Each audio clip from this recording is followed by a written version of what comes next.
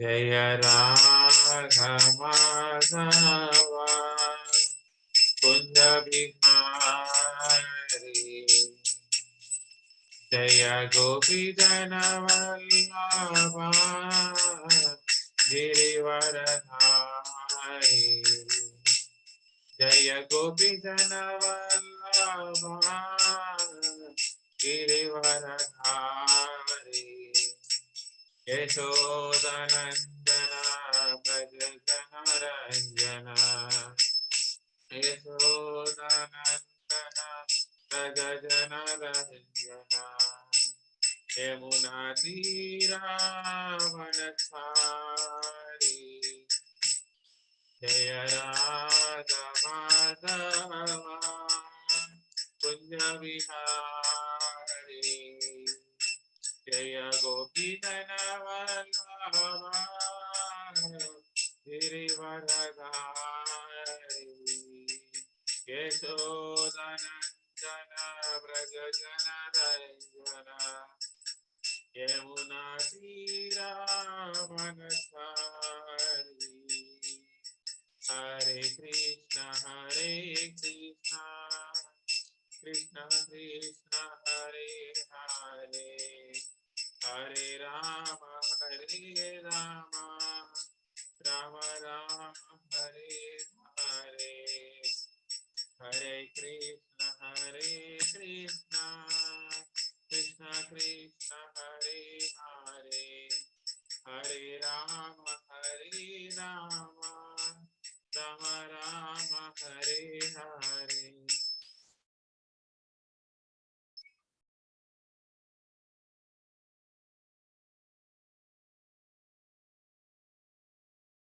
ओम अज्ञानतिमिरान्धस्य ज्ञानाञ्जनशलाकया चक्षुरुन्मिलितं येन तस्मै श्रीगुरवे नमः। श्रीचैतन्यमनोभीष्टं स्थापितं येन भूतले स्वयं रूपा कदा मह्यं ददाति स्वापदान्तिकं वन्देऽहं श्रीगुरो श्रीयुतापदकमलं श्रीगुरोन् वैष्णवांश्च श्रीरूपं साग्रतां सहगण रघुनाथान्वितं तं सजीवं साद्वैतं सावधूतं परिजनसहितं श्रीकृष्ण चैतन्य देवं श्रीराधा कृष्ण पदान् सहगण ललिता श्रीविशाखान्वितं च हे कृष्णा करुणा सिन्धु दीनबन्धो जगत्पते गोपेशा गोपिका कान्ता राधा कान्ता नमोस्तुते तप्त कांचना गौरांगी राधे वृंदावनेश्वरी वृषभानुसुते देवी प्रणमामि हरिप्रिये वाञ्छाकल्पतरुभ्यश्च कृपा सिन्धुभ्येव च पतितानां पावनेभ्यो वैष्णवेभ्यो नमो नमः। जय श्री कृष्ण चैतन्य प्रभो नित्यानंद श्री अद्वैत गदाधर श्रीवासादि गौरभक्तवृंद हरे कृष्णा कृष्णा कृष्णा हरे हरे हरे राम राम राम हरे हरे। ओम नमो भगवते वासुदेवाय ओम नमो भगवते वासुदेवाय ओम नमो भगवते वासुदेवाय नारायण नमस्कृत्य नरं चैव नरोत्तमं देवीं सरस्वतीं व्यासं ततो जयमुदीरये नष्टप्रायेषु अभद्रेषु नित्यं भागवत सेवया भगवती उत्तम श्लोके भक्तिर्भवती नास्तिकी कृष्णाय वासुदेवाय देवकी नंदनाय च नंद गोपकुमाराय गोविंदाय नमो नमः। नमः पंकजनाभाय नमः पंकजमालिने नमः पंकजनेत्राय नमस्ते पंकजाग्रे नमो महावदन्याय कृष्ण प्रेम हृदायते कृष्णाय कृष्ण चैतन्य नामिने गौरतिसे नमः। नमो ब्राह्मण्याय देवाय गो ब्राह्मण हिताय च जगद्दिताय कृष्णाय गोविंदाय नमो नमः।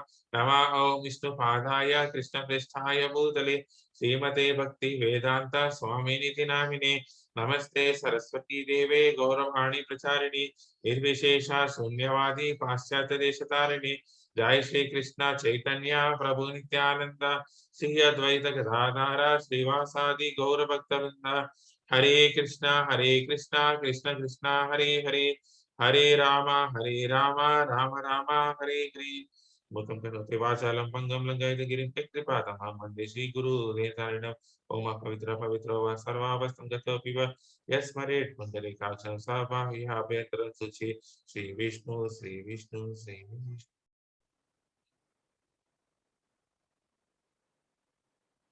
First of all, I would like to thank each and every one of you for kindly giving me an opportunity to speak something about Srimad Bhagavatam. I would also like to thank His Grace Lilananda Prabhu and Subara Prabhuji for instructing me to take this session. I would like to thank Praveen Prabhu and everyone who is inspiring me to progress in my spiritual life. Hare Krishna. So today we'll see an important topic. So recently, yesterday, Lovish Prabhuji was talking about, in essence, the power of association of the devotees, how the devotional service should be happening. So every one of us would like to progress in the devotional service, but there are some things which are hampering it. We also should see what is hampering that our devotional service. So today we'll see this verse from Srimad Bhagavatam 9:4-68. So any volunteers who would like to read verse and translation? Hare Krishna Prabhu, can I try? Hare Krishna Mataji, yes. Sadhavo hridayam mahyam sadhunam hridayam tvaham madanya tena jnanati naham tebhya manyagapi. Translation: the pure devotee is always within the core of my heart, and I am always in the heart of my pure devotee. My devotees do not know anything else but me, and I do not know anyone else but them. Hare Krishna. Any volunteers who would like to read purport?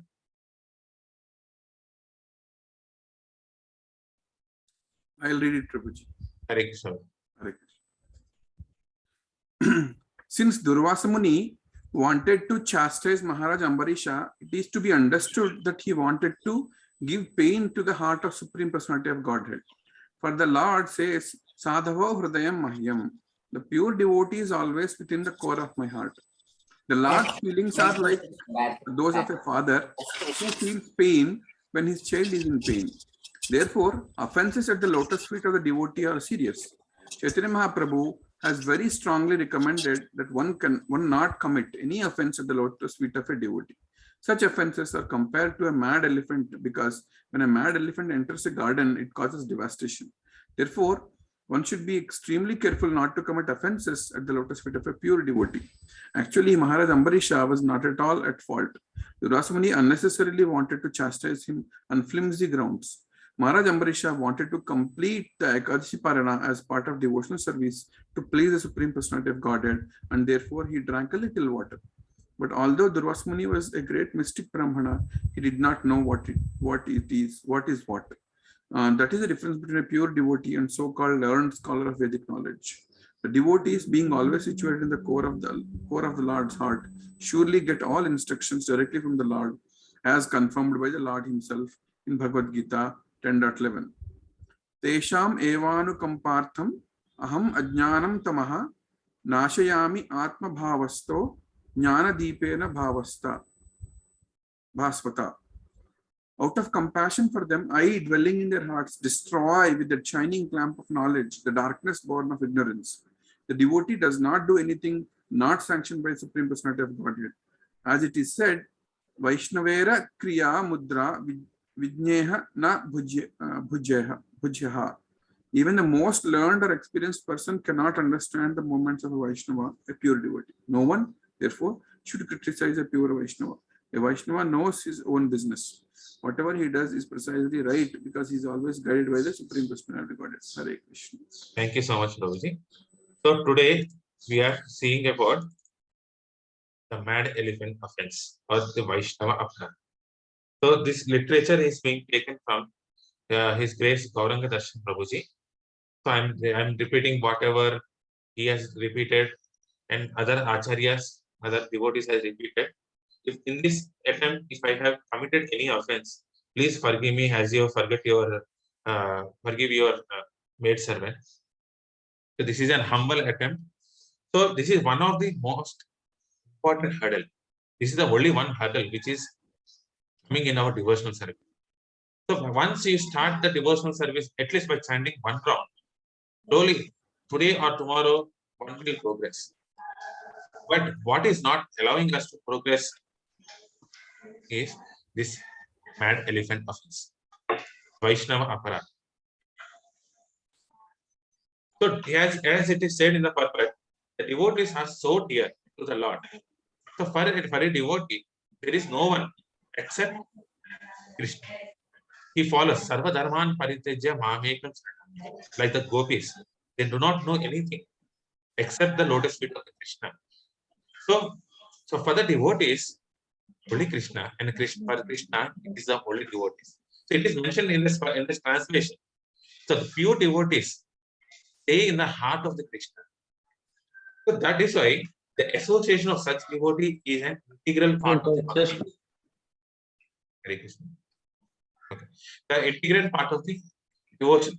So it is said there are 64 limbs in the devotional service, out of which the first and foremost thing is the association of the devotees.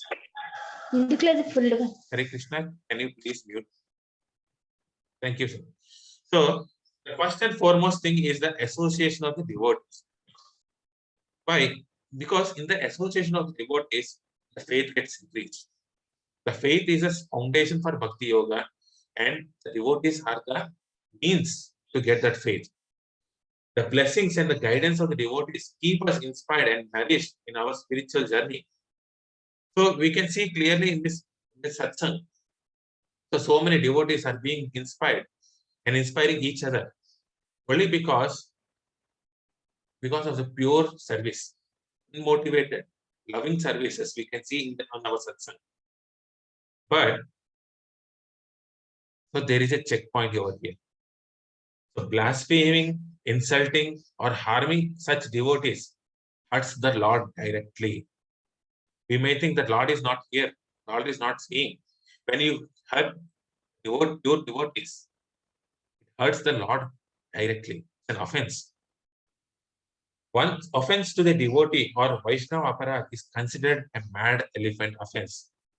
So it is said, every one of us knows this mad elephant offense, but we are here to remind it. We should see this. What is this mad elephant? How can I avoid this? So a devotee is very hardly trying to develop his bhakti lata beej. So that he is growing his bhakti seed. So just like a mad elephant enters it's called farm and destroys entire crop, it creates pain in the devotees, in the farmer's heart. Just like that, when he is trying to grow the bhakti, it's very hard. We are all seeing how hard we are struggling. So he struggles to create that bhakti lata beej, and the devotee, other person, would destroys like an adult. So how offensive it is. What will Krishna see in this? We'll see in this session through 9 different stories. So we'll see 9 stories from Ramayana, from Bhagavatam, Chaitanya Charitamrita, and Mahabharata. So what happens when we commit the offense to a devotee, and how should we avoid it? So it is very apparent that a materialist person will anyway displease devotees, will offend devotees. The most disheartening thing is when the devotee himself offending another devotee. What to speak of others? We should not struggle. Sorry, we should not offend each other. So how many devotees are there in this whole world? Very compared to the materialists, the number of devotees are very small.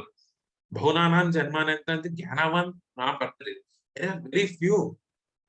So among us, if we commit these offenses, if we do all these things, so how can we avoid this? What is the real thing that is causing me to get offended, get to cause offense. That we have to see. So all the spiritual credits, how much we are struggling, all the credits which we have earned so far with great endeavor is lost. We should be very careful with this mad elephant offense. If we can avoid these things, this offense, and we do the prescribed duties, we can reach God, back to Godhead very easily. This is the only one hurdle which we are facing. That's why even if you offend not only physically or personally, even mentally, you should not offend the devotees. You should carefully guard against it. So the first thing is, as from the purpose, from the verse we have seen, it is the Durvasa Muni offending Maharaj Ambarish. So when we offend a pure devotee, we will not find any shelter in the whole universe. So what happened, if you see the story, what has happened so far?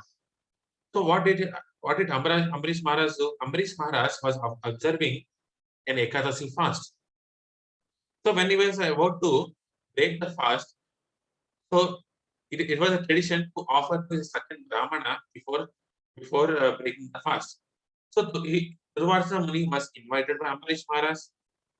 So before that, Durvasa Muni said, I would go to the bath, take the bath, and I accept your offerings. But when Durvasa Muni went to the river and bathing, the time for the breaking the fast is fast approaching. Otherwise, it's a problem for Ambarish Maharaj. So based on the senior consultancy, at senior's advice, he took a little bit of water, which is as good as breaking the fast and as good as not breaking the fast. We all know Ambarish Maharaj, how Ambarish Maharaj was a great devotee. So for this little offense, of little thing of Ambarish Maharaj, Durvasa Muni was offended. So Durvasa Muni was a mystic yogi, mystic Brahmana. So what happened? When he was offended, he created a gory form to kill Ambarish Maharaj. So immediately what happened? Vishnu has sent his Sudarshan Chakra. So Vishnu did not like this thing. Vishnu will protect his devotees. So he sent Sudarshan Chakra to kill. He killed the gory form, and the Sudarshan Chakra has come towards Durvasa Muni. So what did Durvasa Muni do? He was running here and there to all the planetary systems. Everywhere he was running. He was going to Shiva. He was going towards Brahma. But none of them could save him. Even you can see that in the case of Ravana. So Ravana was a devotee of Shiva. He got so many boons. But when he was offended Sita and Rama, Shiva and Brahma didn't come to his rescue. So when we offend a devotee, we cannot get any shelter in the whole universe. Vedas speak of all these things, so many prayashchitas. So many sins can be rectified by doing Vedic sacrifices. But there is no such sacrifice which can remove the sin of offending a Vaishnava. Even the Devatas do not and cannot save one who has offended a Vaishnava. So we should understand what is the offense we are doing. So then what happened? So Sudarshan Chakra was sent by Vishnu. So he ran towards Vishnu, pleading, please protect me, please protect me. And Vishnu said, I will not protect you. I am under the control of my devotees. How can I protect? Even the Lord Vishnu, Krishna, is under the control of which devotees. So what did he do? He asked Ambarish Maharaj to go and take shelter of Ambarish Maharaj. So what is the problem here with Durvasa Muni? He was considering that the Brahmana, he is a Brahmana and Ambarish Maharaj was a Kshatriya. So by Varnashrama system, we can see Brahmanas used to guide Kshatriyas. Brahmanas were higher on the Kshatriyas, but Vaishnava is even higher than Brahmana. Is beyond this Varnashrama system. That is what Vishnu is explained to Amrish, sorry, Durvasa. So even I cannot protect you. So what you have to do? You have to take shelter of Amrish Maharaj. Even the Lord doesn't forgive one who has offended his devotees. You may think, oh, I have offended. I take shelter of Krishna. No. Even though there is Sarva Dharman Parityajya. So even though Krishna says, I will protect you from the sin, but Lord will not protect us from the sins committed, offenses committed from Vaishnava. So without knowing, we do sin. Offense is one which we know, which we willingly or knowingly commit towards a devotee. There is a difference between sins and offenses. Krishna said he will remove the sins, but he will not remove the offense. We have to do certain things for that. So one can be relieved from the effect of Vaishnava aparad only by begging forgiveness. So when we offend a devotee, either mentally or verbally, physically, to mitigate that offense, we have to take shelter of the devotee itself. There is no other alternative. So directly from the devotee whom one has offended. So what is cause here? It is the false ego. So Durvasa Muni has the ego that he was a Brahmana and Ambarish was lower as a Kshatriya.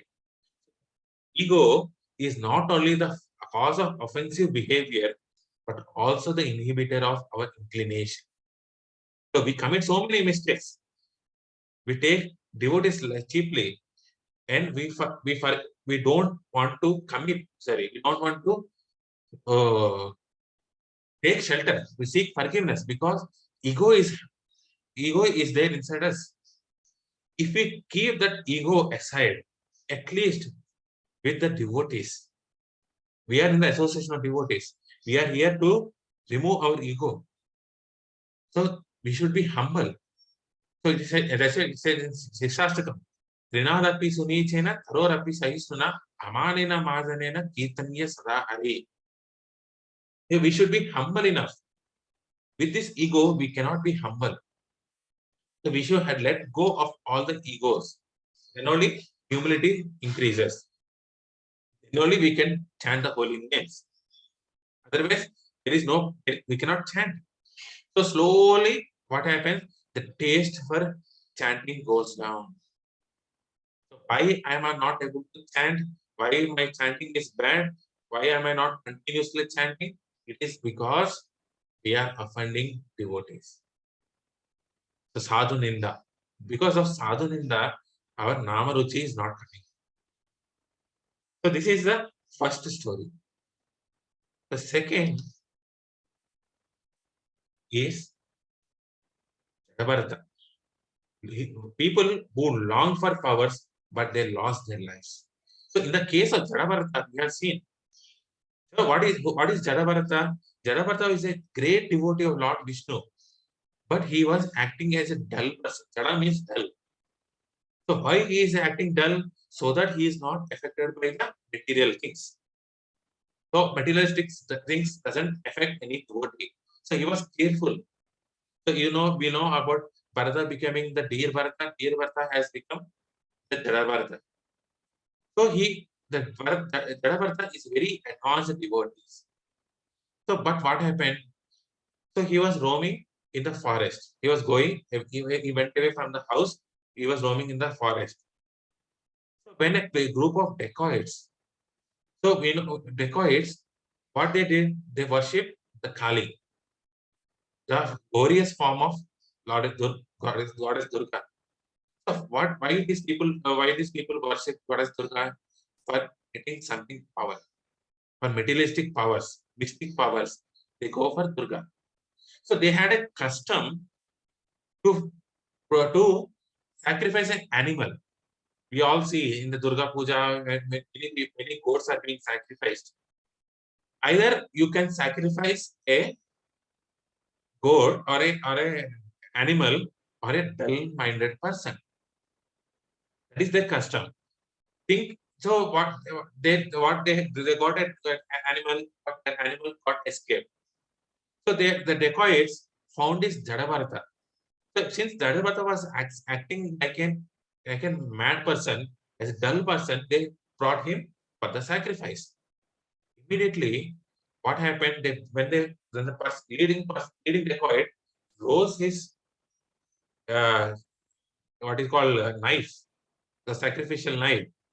Immediately, the good goddess Durga came out and immediately slashed the heads of all the demons. So they do not know that Jadavarta was an advanced Vaishnava devotee. So even if one should be careful to offend any person. We do not know who is a devotee. So you cannot distinguish who is a devotee, who is a non-devotee. So by this we should understand that we should not offend any person. Prabhupada says a living entity is naturally Krishna conscious. Every soul is part and parcel of Krishna. We do not know who is at what stage. We may commit mistakes to an advanced devotee without knowing this, like this group of dacoits. So that's why we should learn. A devotee may tolerate offense against oneself. A devotee may tolerate. The Jadavarta did not retaliate.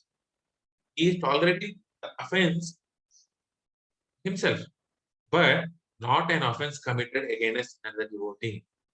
So we should be tolerant. We should be tolerant. We should be tolerant to the offenses being committed to us, but we should not be tolerant towards the offense created to other devotees. So whenever we see another person being offended, we should do something. If we are not in a position to judge anything, better leave that place. We should not judge. When two devotees are arguing, sometimes we have an inclination to go inside their argument, to take one side. If we are not in a position to guide other devotees, we are not an authority to do that. Better go away from that place or report it to the concerned reporting person, who is Bhakti Vriksha leaders. So we should be very careful. Offenses to the devotees pains the heart of the Lord and his other devotees too. Seeing devotees fight, other advanced devotees cannot tolerate it. That's why you can see that last clipping of Srila Prabhupada when he was translating the Bhagavatam at the fag end of his life. He's asking, please cooperate. He did not want devotees to fight among each other. One needs to seek spiritual guidance from the devotees.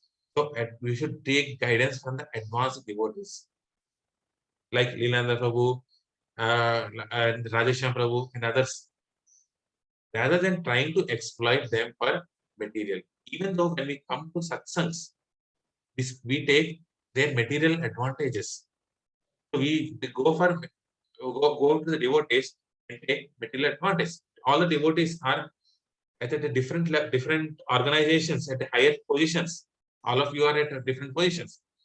But the idea of satsang is not go for the material purposes, to get the spiritual guidance.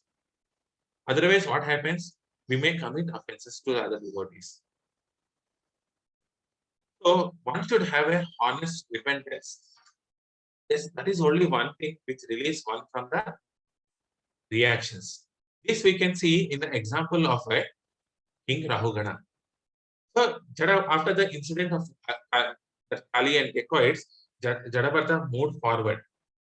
So when he was moved forward, there is a palanquin of Rahugana passing.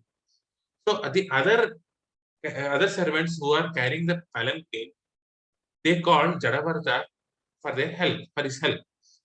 So Jadavarta So what he's a different level. Did not consider himself as a body. So okay, he served a king. So he took the palanquin on his shoulder and he was moving. So while moving, what happened? He saw a series of ants on the ground. He did not want to hurt the ants. So devotees are such merciful, such soft-hearted. They do not want to hurt even a tiny insect like ant. We can see that example from the Mrigari as well. How Mrigari, after being converted into devotee by Narada, he was jumping here and there to avoid stamping on the ant. So just like that, Jarabartha was moving here and here. He was going zigzag. So because of that, what happened? The palanquin was moving here and there, and Ravana got affected. He was disturbed. Who is this fellow not taking this palanquin properly?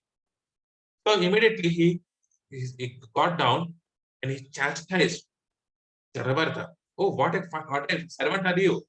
You don't know how to carry this palanquin. So he was trying to offend because he was considering Jarabartha as a servant and he was not properly executing his service. And immediately Jarabartha spoke some wisdom words. He said, I am not a servant. I am not this body. We are not this body. Today you are king, I am a servant. Tomorrow I may be a king and you may be a servant. We are not this body. We are the eternal souls. So all the self-realization knowledge was given to Rahugana by Jadabarata. So immediately, because of his well-mannered behavior of Rahugana, he could understand what an offense did he committed. So immediately, he took out he got the royal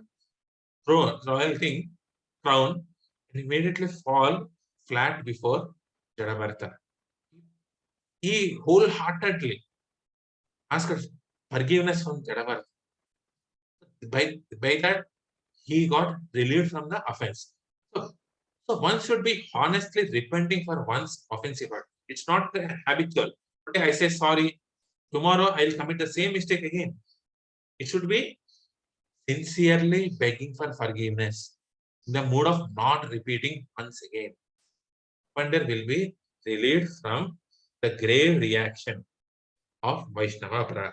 The only way is honest repentance like this now. There is no other way which we can avoid the reaction of the offense to the devotees. So when we see the fourth offense, we also know the causal chain of offenses. Daksha Prajapati. We know the story of Daksha Prajapati. So Daksha is a son of Lord Brahma. So what happened? He did not like them. He was proud of his position. So he conducted so many yajnas, so many procreations. He was creating on the order of the Brahma. So he was puffed up because of the positions which he is in. So because of that, he did not like the position of Shiva. We know Vaishnavanam Shiva is the topmost Vaishnava. But because of his proudness, right? What happened? He considered Shiva as the lowest, who stays inside near the crematorium. He even went to the extent that he criticized Shiva that he has a monkey-eyed thing. So he is having an eye of a monkey. That is the nature of offense Daksha was doing. So he even offended Brahma, his father. So because of your consent only, I had to marry Shiva to Sati to Shiva. So he was not at all considering Shiva as a devotee. But Shiva tolerated that. Shiva did not retaliate. But once upon a time, once what happened, Daksha was conducting an yajna. And when he was conducting an yajna, he did not invite Sati and Shiva. Because he did not like Shiva to come. So what happened? Sati, considering Daksha is her own father. She went without hearing to the advice of Shiva. So what happened? He could not bear the offense towards Shiva. He could not tolerate offending her father, offending her her husband Shiva. So she immediately left her body there itself. Shiva got angry. Shiva got angry and created Veerabhadra there and destroyed entire sacrificial arena. He cut the head of Daksha. So when after that, when everyone pleaded, so he gave the goat head to Daksha. So why it happened? The envy and offense towards one devotee can also lead to the offenses towards the devotee, other devotees. So he was offending Shiva. Because of that, he offended Brahma and he offended Sati. So all these were offended because he offended Shiva. So when we start offending one devotee, we get the tendency to offend all the other devotees because of envy. How to reduce this envy? So it is once when I was reading, there I got an article about Srila Prabhupada. He's saying, if we don't progress in our spiritual journey, we are all in a spiritual journey. If we do not progress in spiritual journey, we get envy towards other who is good. We cannot tolerate some other devotee progressing in the spiritual journey if we are not progressing. So we should also progress. So we should do all the services according to our capacity. Everyone has to progress. We cannot say that I'm chanting these 16 rounds, I'm doing all these things, but we should see whether we are progressing or not. Otherwise, there is a chance for envy creeping in us. So then what happened? After that, so Daksha has ended his, after some certain time, Daksha's life has ended, and he took birth again as Daksha in the womb of Prachetas. So what happened there? So he offended Narada again. The traces of offense which he committed in the previous life came in this present life as well. Because of that, what did he offended Narada? So why did he do? Why did he curse Narada? Because Narada was instructing self-realization and renunciation to Daksha's children, and they are becoming sannyasis. So, considering Narada to be a chief devotee, he cursed Narada, said, "You cannot stay in one place." So that the tendency, the envious tendency, even resides even life after. The traces go on life after life after life after. So offense against one Vaishnava could lead to offense towards many other Vaishnavas if one does not honestly have such mentality. We should honestly curb that, voluntarily do curb that one. So mentally harboring envy towards a Vaishnava makes one commit to them verbally and physically, because mentally. So the problem is when we get a thought in our mind, it comes as a physically and verbally. So even mentally, we should not commit an offense to the Vaishnava. Otherwise, there is a chance of committing physically. Such offense mentality makes one offend multiple devotees. Thus, one should be very careful. Envy towards a person is an indirect appreciation. Actually, though we are envying, why are we envying? Because other devotee is progressing. It is actually indirectly appreciating the other person's, other devotees' progress. But instead of envying others, we instead of indirectly appreciating him or her, we can do it in a physically.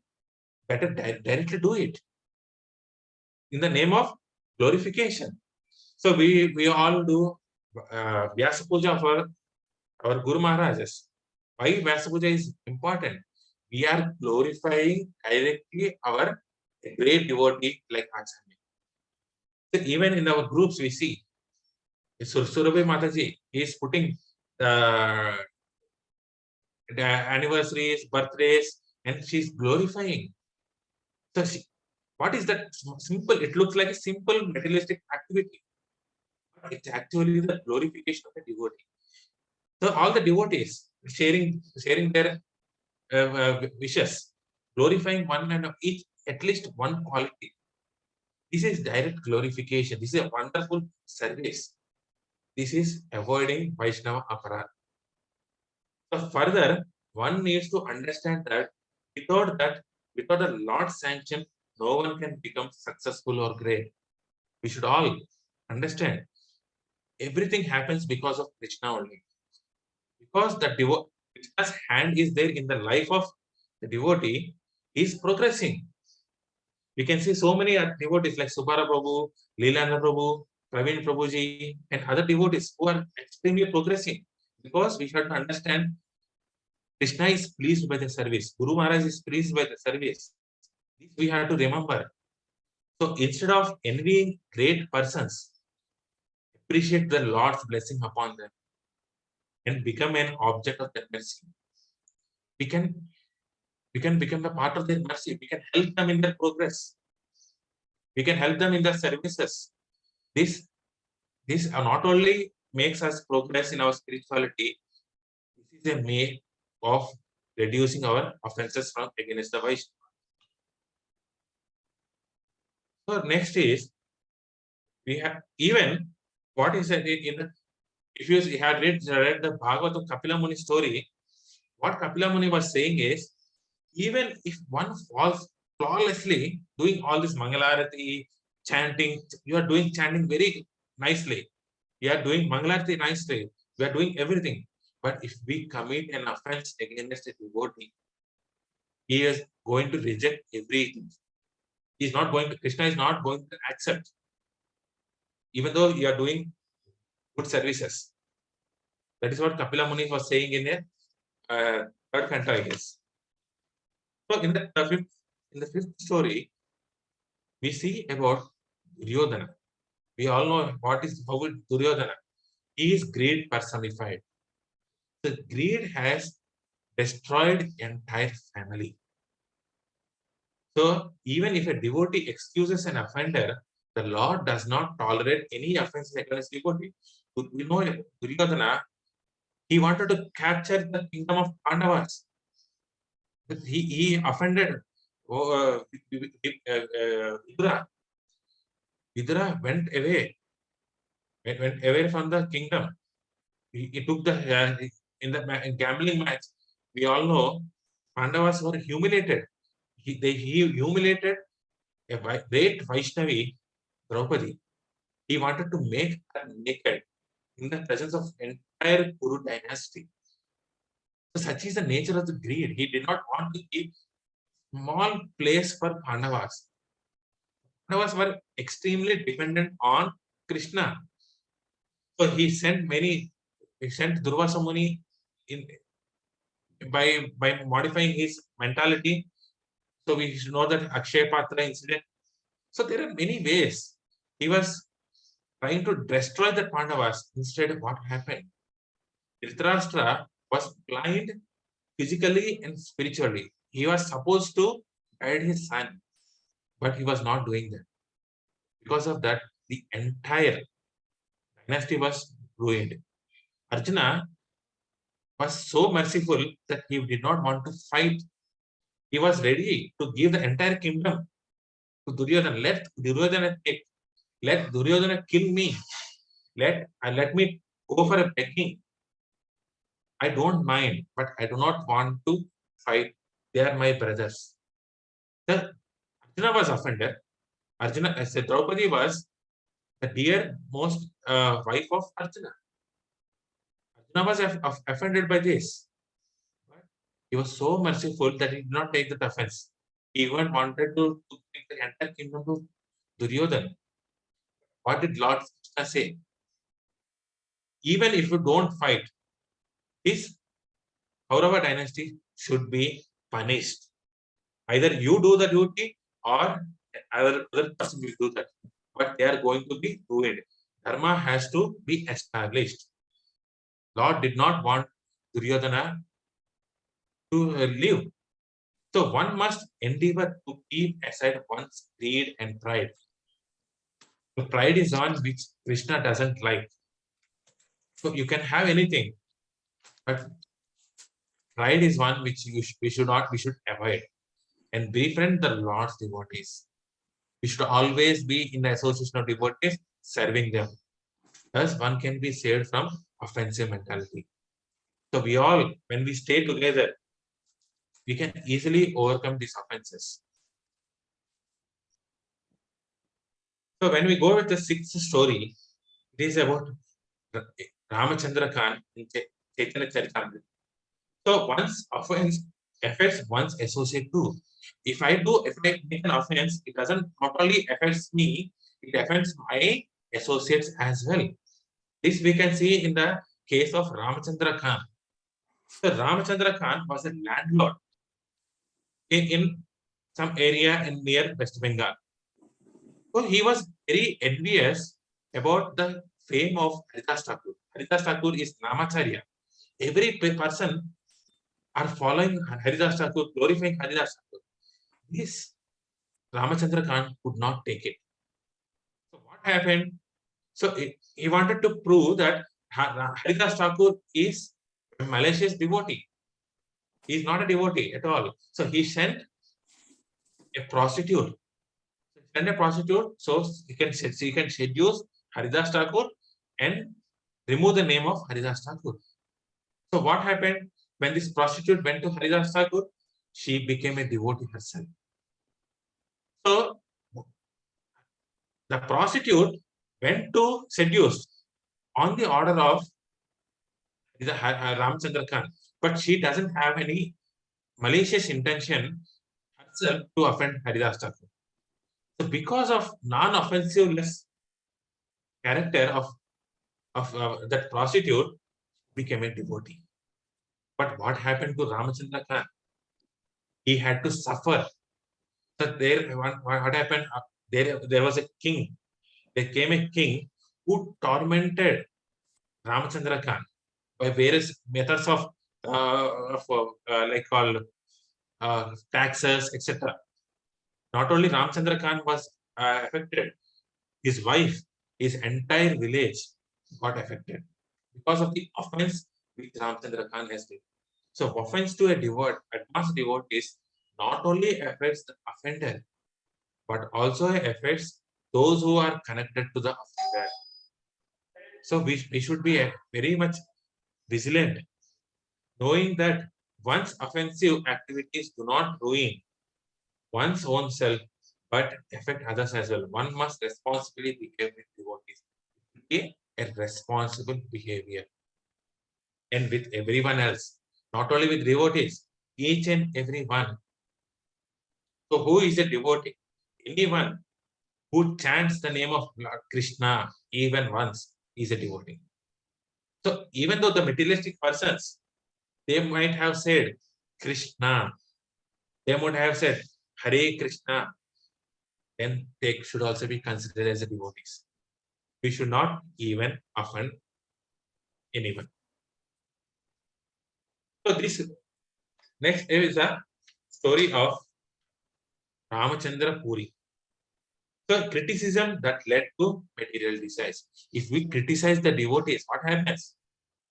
Our material desires increase and increase and increase. So this Ramchandra Puri was a disciple of Madhavendra Puri. So Madhavendra Puri was a very advanced Acharya. So when the Leelas of Madhavendra Puri was about to end, he was on the bed, he was about to leave his body. So he was crying. Madhavendra Puri was crying, "Oh Krishna, please allow me to take your shelter of your lotus feet. Please grant me that permission." He was crying for Krishna. But Ramchandra Puri was not able to understand the external behavior of Madhavendra Puri. So what he said, what he suggested, Guru Maharaj, why are you crying like that? Better you should take the shelter of Brahman. We should understand the Brahman. Hearing this, Madhavendra Puri was pained so much. He chastised Ramchandra Puri. He said, "What is this devotee? What is this person? I am dying here for Krishna's shelter, and this fellow is asking me to take shelter of Brahman. What a fool he is!" So he criticized Madhavendra Puri's external behavior. So what he did, you are not fit for my devotee, my disciple. Get lost. Because he offended his Guru Maharaj. What happened? He slowly criticism entered him. He is polluted by criticism mentality. He was becoming material and material. What happened? He was criticizing even Chaitanya Mahaprabhu, the way he is eating. The way if you read Chaitanya Charitamrita, we will understand this. He was criticizing Chaitanya Mahaprabhu, the way he is eating. Chaitanya Mahaprabhu is the Lord himself. So what happened what happens when we criticize our Guru Maharaj? When we offend Guru, we directly offend Krishna. Guru is not different from Krishna. So Guru is Sakshat Krishna. When we offend our Guru, we actually offend Krishna. But if you see the other disciple of Madhavendra Puri, Ishvara Puri, who clearly understood the heart of Madhavendra Puri, he became the Guru of Chaitanya Mahaprabhu. He pleased his Guru Maharaj. So offenses towards gurus and great devotees lead to material desires. Why I have material tendency? Because we are not pleasing our Guru Maharaj. Impersonalism tendency increases. Inclination to criticize other Vaishnava increases. An offender's presence and association is not welcomed by other devotees. We do not like to see. Do anybody like the offender to be in the association? Nobody, no devotee likes him or her. So by pleasing the Guru with service, one develops love for Krishna. So that's why we want to progress in our spirituality, spiritual journey. We have to take the shelter of Guru. This one has so many gurus. His Holiness Jaipatak Maharaj, His Holiness Radhanath Swami Maharaj, and so many others. We should commit ourselves to a Guru. We are not doing that, we cannot progress in our spirituality. Accept a Guru, try to please him, hear his lectures, try to associate with the devotees, then we can please our Guru Maharaj. By displeasing the Guru, one becomes a speculator and critic. So we need to please the devotee by rendering service to them. We have to serve our Guru. Guru is the topmost devotee of Krishna. We have to serve. Tadvidi Pranipadena Pariprashnena Sevaya Videshatriyanam Jnana. We have to serve Guru, then he will engage us in service, he will give the knowledge. When we have sufficient knowledge, offensive mentality reduces. So we have to read Bhagavatam daily. We have to read Bhagavad Gita daily. We have to associate with the devotees. We have to please our Guru Maharaj. That is the foremost. Everything we are doing should be pleasing Krishna. Samsiddhir Haritashma. It should not be my pleasure. It should be Krishna's pleasure, Guru's pleasure, and devotee's pleasure. So, in the 8th story, we see that from the life of Lakshmana and Sita. So, the gravity of offense is demonstrated by his associates. Lord chooses his devotees to explain to all of us certain aspects. He chose Bhishma to made him to fight against Krishna, to prove that even though you are the greatest person in the whole planet, if we are against Krishna, we will be defeated. He chose Arjuna for Bhagavad Gita. He chose Parikshit Maharaj for Bhagavatam. So through his associates, he is trying to explain to all of us various lessons. Through the life of Lakshmana and Sita, he is explaining the gravity of offense. So just like when we know that Rama was exiled. So Rama was made to go to forest for 14 years. So when Rama went to the forest, so Dasharatha expired. So seeing this all the incidents, his son, his brother Bharata came to the forest. He was coming to Rama. So he was carrying the astikas of Dasharatha, and he was coming towards Rama. So seeing distantly, Lakshmana, so he misjudged Bharata. So he thought Bharata was attacking Rama. Coming and with entire entourage to fight against Rama, so that he can have the solidarity of the entire kingdom. After 14 years also, he will be a king. This is what Lakshmana thought. So then, but Rama did not stop Lakshmana and made him to listen. See what will happen. So when Bharata came, we all know. So Rama performed the last rites. Bharata said, "I cannot leave without you," and he took Rama's slippers and put it on the throne. So he considered himself as a eternal survivor of Rama. So mentally, Lakshmana committed an offense against Bharata. For that, what happened? When Ravana was trying to kidnap Sita, so he sent Marichi in the form of a deer. So Rama goes for that deer, and hearing the cries of the artificial Rama, Sita was afraid, was worried, and asked Lakshmana to go. So when Lakshmana to go, but Lakshmana was not willing to go because Rama ordered him. But because of the previous offense against the Bharata, Sita has offended Lakshmana. Lakshmana was offended of that character.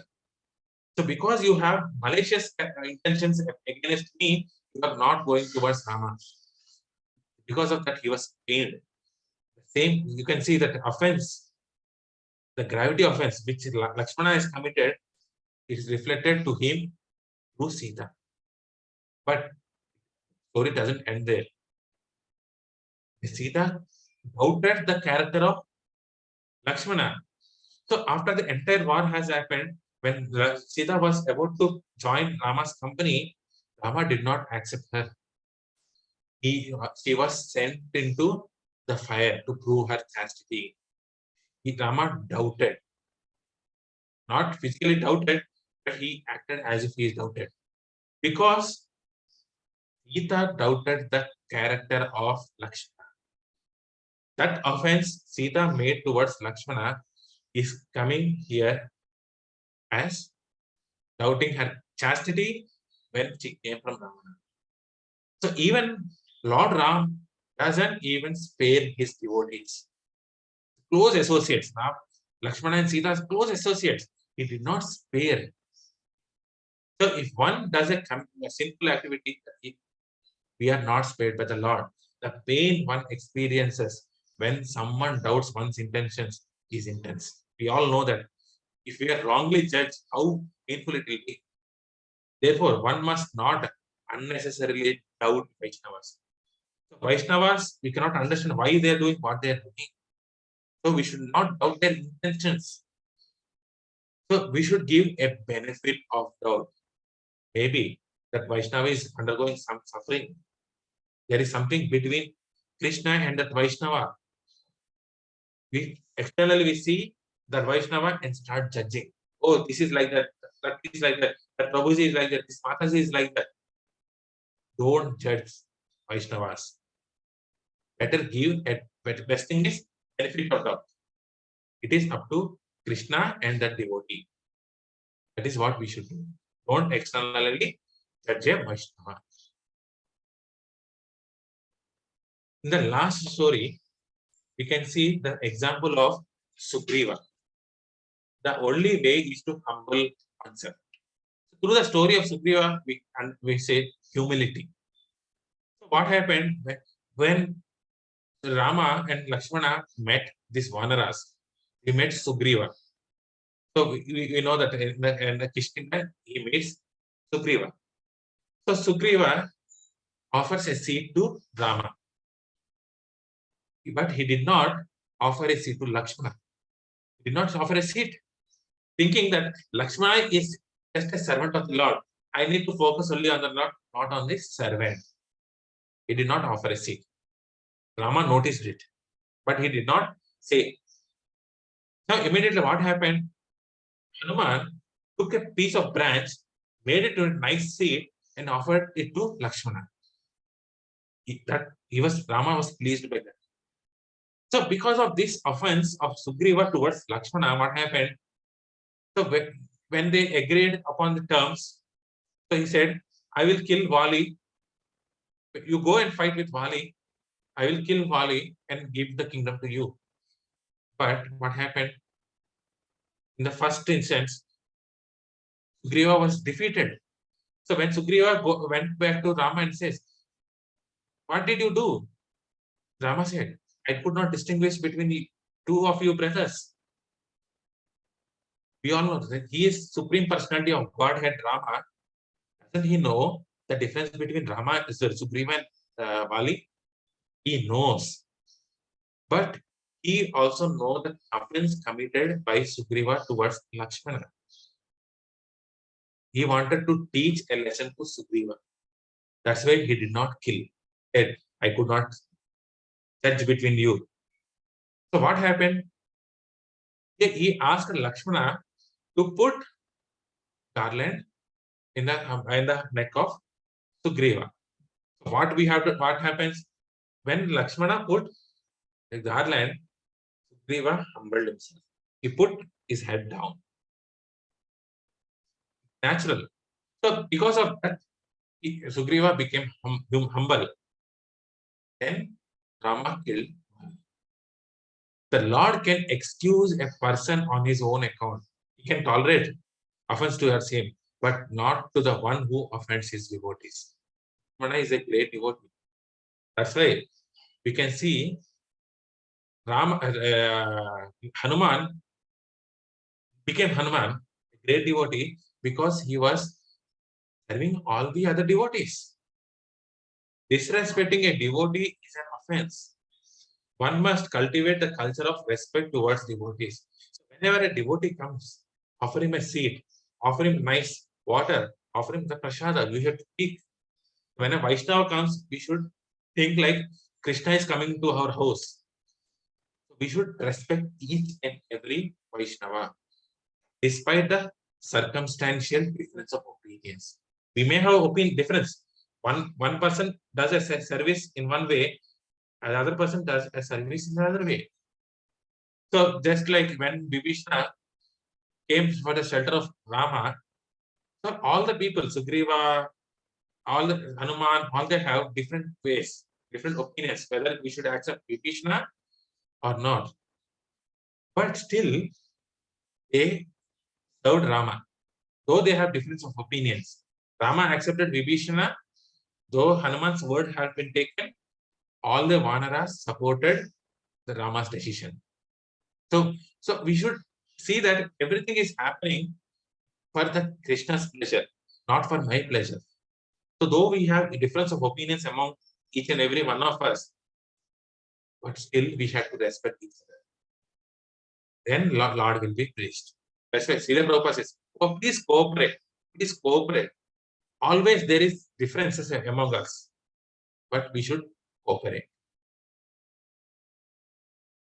So what happens to the bhakti of the offender?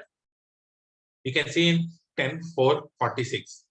Ayush Shriyam Yasho Dharmam Lokan Ashisha Evacha Hanti Shreyansi Sarvani Pumsho Mahad Atikramaha. When one offends great souls, his lifespan, opulence, reputation, religion, possessions, and good fortune are all destroyed. So, the eagerness and enthusiasm of the offender to chant the holy names of Krishna to hear the pastimes of Krishna will become weak. So chanting becomes weak. Hearing about Krishna becomes weak. So if our chanting is going horrible, or if we are unable to concentrate upon Krishna's pastime, then we have to analyze ourselves whether I am offending a devotee or not. So this the same thing Lilananda Prabhu used to say in the entire in one of the class, how Balagovind Prabhu was calling him to Lilananda Prabhu and asking if he has offended Lilananda Prabhu. His standing is going bad. He seek forgiveness from Lilananda. We have heard him saying. So this is the nature of a pure devotee. If our sadhana is going deep, we should understand that we have committed an offense against a devotee. We should analyze ourselves and seek repentance, seek forgiveness from that devotee. Vaishnava Ninda is like a poison, but glorification is a nectar, which destroys the effect of such a poison. So various means of we can glorify on their auspicious occasion like anniversaries, etc. So when we speak about others to others, we can glorify the other devotees. So this person has done such a nice seva, we should also do like that. So this is the glorification. So why we should avoid Vaishnava Ninda by glorifying the Vaishnavas. So while one offenses to the devotees hampers one's spiritual advancement, the blessings of the devotees first to advance in the spiritual way. So we should be seeking the blessings of the devotees instead of offending. So all the devotees here, we can seek blessings. So let me, because of all of your mercy, or because of the mercy of the Lilananda Prabhu and Subara Prabhuji, I was given an opportunity to speak. We are given a nice platform to come to the satsangs, to attend the Mangalaratis, to attend the Bhagavatam sessions. Because of these sacrifices from these advanced devotees, we can seek their blessings, their mercy, not to offend any devotee. Whether we are chanting one round, two round, okay, but we should respect even such devotees as well. But at this point, I would like to open this forum for any doubts, suggestions. If I have made any offense against any one of you, please forgive me humbly. Hare Krishna Prabhuji, Santosh Aditya Prabhu. Dandavat Pranam. Thank you very much. As usual, well prepared, well thought out, very nicely put together, and a very apt topic, Prabhuji, because this is something that everybody should be very careful of, including neophytes, in the middle people, or who are think they're advanced. And thank you very much for giving so many stories and understandings. Yeah, I have one question, Prabhuji, before I ask other open up. Yes. It's about like Prabhuji, one offenses we know, like that blaspheming and like pointing faults and all that stuff. Sometimes we also need to correct people, Prabhuji, like of like whatever they're doing. I think there's a fine line or thin line. Yes. Correction and offending. Maybe you can show some light on that, Prabhuji, like how do we go about correcting a procedure or a achara, vyavhar, like things like however whatever we have to do properly, Yes. things like that. How do we deal with both correcting devotees versus offending? Hare Krishna. Thank you. So it's a wonderful question, Prabhuji. It's a general question when we hear about offenses to the devotees. So I remember, I think we remember that in one of the class by His Grace Radhesham Prabhu, he was saying, so correcting a devotee is not a wrong thing, provided if the devotee is under the care of us, if we have authority. If you don't have any authority, we should not correct. Good. So we can humbly say, Prabhu or Mataji, this is wrong. Please avoid it. If they are under the control, you can say it. You can even chastise the devotee as well. There is no wrong in it. But why are we chastising him? Not to show that I am greater than you. I am in charge of you. I want you to progress in the spiritual journey. It has a compassion towards that person. We are correcting that so that he can progress in the further. With that intention, yes, we can do it. That is the only difference. I or Krishna, we say either we serve Maya or we serve Krishna. If I am serving my false ego, that chastisement is offending the devotee. I am doing it for the welfare of the devotee. Yes, we can do it. Well said, Prabhuji. That really clarifies I or Krishna thing. Thank you very much, Hare Krishna. Prabhuji's Mataji's, any questions, comments, thoughts? Please, you can ask. Krishna Prabhuji. Hare Krishna Mataji, yes, Mataji. Excellent class. I make a note of all the points. Thank you so much, Mataji. Excellent class. Excellent. Because of all the Vaishnavas and Vaishnavas blessings. Nothing else. Thank you for your class. Thank you so much, Mataji.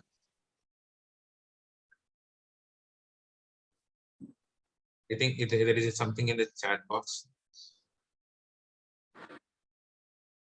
Any questions? Any questions, comments, Prabhuji's, Mataji's, please, you can on your cameras and Hare Krishna Prabhuji, Santosh Aditya Prabhuji, Dandavat Pranam. Hare Krishna, Anand Siddhi Gopal Prabhu. Yeah, very detailed class, Prabhuji. You prepare so well. I mean, that is something we should learn from you. You were thoroughly so well prepared. You did all the research. You put up such a nice presentation. Thanks a lot, Prabhuji, for this class. Hare Krishna, entire research was done by Gauranga Darshan Prabhu. I just No. You have actually put up that effort to do it. I mean, whenever you give class, I've seen that you prepare very well. I mean, that is something we should learn from you. Nice. Thank you. Thank you so much. Hare Krishna Prabhu, Dandavat Pranam. Hare Krishna, Anand Prabhu. Thank you very much for a very enlightening class, Prabhu. We often forget the entire when we are every day when we are reading the 10 offenses also, we are not maybe thinking as much around this, and thanks for this class because it helps us keep in mind not to make an offense. Prabhuji, my question to you is thinking also an offense, Prabhuji, in our mind? Suppose, for example, I've seen many times, including sometimes I also do it, is, I prefer one devotee is preaching to another devotee is preaching. In my mind, I'm already making a judgment. This devotee is better versus that devotee is better. Yes. Is that wrong, Prabhuji? And is that how do we overcome that? Because sometimes we are not communicating in as many words to a devotee to offend them, Yes. but in our mind, sometimes we are thinking, Prabhu. Yes. How do we overcome this, and is that an offense, Prabhu? So even this type of mentality is also within me, humbly I'm saying. So this is not a question to me. I'm questioning myself. I'm trying to see what acharyas are trying to say. So generally we have that judgmental mentality. So we come to the conclusion very early. We said mentally. So in the previous yugas, even mentally doing some things, got reactions. But in Kali Yuga, if you think mentally, there is no reaction for that. But the problem is, when you think mentally, it comes into action. That is the problem. So we think so many bad things about it, so it accumulates. One day, it comes verbally and through actions. That's why even thinking also we should avoid. If we thought about that, we should repent. It should be very good that we should repent and glorify the devotee immediately. The only thing is the glorification. So the other question is judging the speakers. So whether this devotee is speaking nicely, this devotee is not speaking nicely, is a new devotee. How can we avoid it? By seeing by seeing the great devotees like Radhesha Prabhu. So he is very much ready to hear to the juniors. Prabhupada, he taught his disciples Bhagavatam, and he is ready to hear Bhagavatam from them. So we should learn from them how they are doing. So the speaker is not a speaker. It is Krishna who is speaking through them. It is Krishna's message. It is Bhagavatam coming. When we voluntarily think like that, one day it becomes a habit to listen anybody to speak. I hope I answered your question, Prabhu. Yes, Prabhu. So we It's, have to follow the seniors, what they are doing. Yes, Prabhu. As I'm hearing you, Prabhu, I'm feeling that we'll have to make a very, very conscious effort Conscious, yes, we should have a conscious effort. on this, and then maybe hopefully gradually we will improve Yes. my understanding. Is that right, Prabhu? So, yes, Prabhu. We have to serve the devotees. By always we have to be in some kind of service. We have to help them in the service. Then we can hear to anybody. Thank you, Prabhu. Hare Krishna. Hare Krishna. Prabhuji, with your permission, I just want to add one point. Yes, Prabhu, please. So that's why, sometimes we get questions, right? Why this devotee is doing like this? Why devotee is doing like that? I don't see that person here. I don't see this person here. And those questions, we should ask our fellow devotees. And that's why association is very important. I think as Lilananda Prabhu says, yes, you have to associate with the devotees regularly. And you should have somebody in the association where you can open up. yes, Very, very, openly you can talk about things, where you can exchange, questions, doubts, and things like that. So you can understand, what's happening in and around, and don't make those offenses. So that's why association, having somebody who you can open up and ask very, clearly what, what's happening is very important. And I would really suggest and recommend all the people on the call to have a physical association of people, or even phone call association, and attend satsangs now that everything is open, and within their own communities. Like I know all of us are remote right now, but wherever you are, please make sure you go to the temple or any satsang and have the physical association of people, and have somebody who you can openly talk to about different questions that you come up with, or any of your Siksha gurus. So that you don't make any offenses like this. That's very, very important. So, association means seeking guidance, Yes. not physically associating. Yes, physically one level will get consciousness. That is very much needed. Possible, yes, if do it. Otherwise, you can always talk to them, in one-on-one. But as we have read in Nectar of Instruction, we have to have one friend whom you can open your heart to. Yeah, dadati pratigranhyati guhyam akhyati prachyati. Very important. You have to cultivate that. Any other questions? Yeah. Any other questions, Prabhuji? Answer this.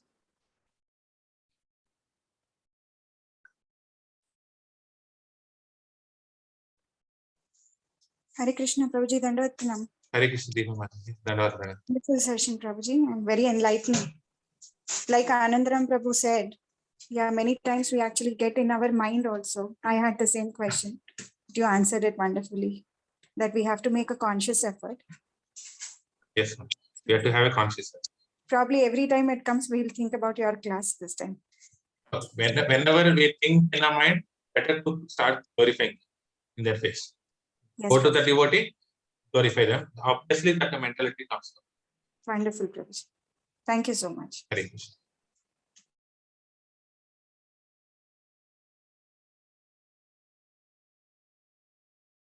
Hare Krishna, any other?